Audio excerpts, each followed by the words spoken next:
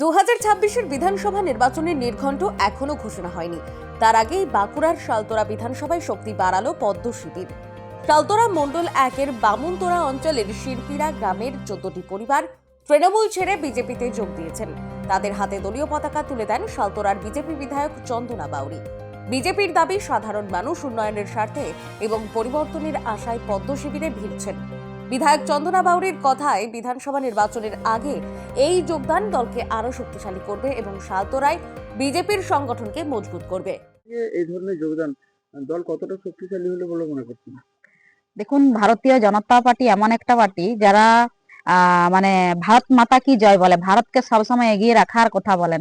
তো সেই জায়গায় দাঁড়িয়ে যারা রাষ্ট্রবাদী মানুষ, তারা বুঝতে পারছেন যে বিজেপি ছাড়া আমাদের কোনো গতি নেই। পশ্চিমবঙ্গে বিজেপি যদি ক্ষমতায় না আসে, তাহলে পশ্চিম বাংলাদেশ হয়তো আমাদেরকে দেখতে হবে।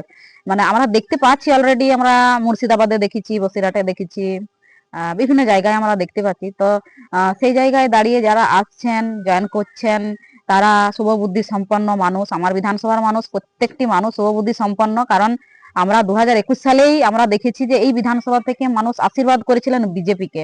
তাই আমাদের বিজেপিতে যারা আসছেন, মানে আরো দল আমাদের শক্তিশালী হবে এবং আমরা আরো ভালোভাবে কাজ করতে পারবো, মজবুত। অন্যদিকে এই যোগদানকে গুরুত্ব দিতে নারাজ শাসক দল।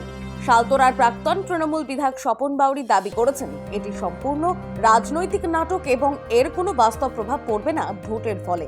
তার কথায়, বিজেপি নির্বাচনের আগে প্রচারের আলো কেড়ে নিতে এমন নাটক করছে। ব্যাপারটা আপনারা যেভাবে গুরুত্ব দিচ্ছেন, প্রথমত আমরা সেভাবে গুরুত্ব দিই না।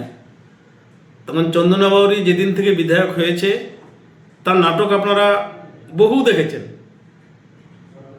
অনেক নাটক চন্দনা বাউরি এলাকায় করেছে বিভিন্নভাবে। আপনারা দেখেছেন, রাস্তায় দেখবেন নিজে মাথায় করে মাটি নিয়ে মাটির রাস্তা ভরাট করছে, নাটক, মানে বহু নাটকও করেছে। শালতোরা বিধানসভার এলাকার মানুষ চন্দনা বাউরির নাটক অনেকদিন থেকে দেখছে, 5 বছর দেখছে বিগত। গতকাল যেটা হয়েছে সেটাও একটা তার নাটক। রাজনৈতিক বিশ্লেষকদের মতে, নির্বাচনের আগে দলবদল এবং শক্তি প্রদর্শনের রাজনীতি নতুন কিছু নয়।